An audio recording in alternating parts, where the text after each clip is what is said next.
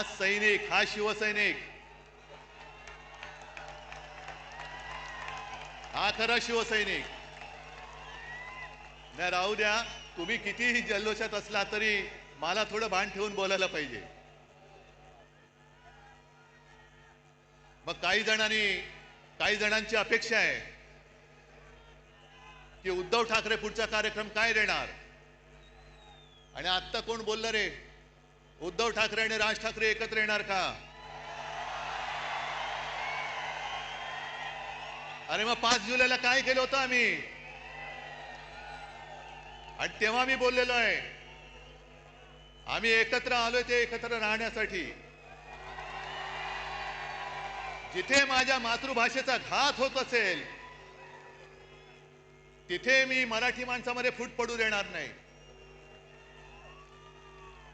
आणि मराठीवरती हिंदीची सक्ती मी आज जाहीरपणाने परत सांगतोय. आमचा हिंदीला विरोध नाही, पण आमच्यावरती सक्ती करायची नाही हे सुद्धा तेवढंच महत्वाचं आहे. जी भाषावर प्रांतरचना झाली त्या प्रांतरचनेप्रमाणे प्रत्येक भाषेला एक एक प्रांत मिळाला.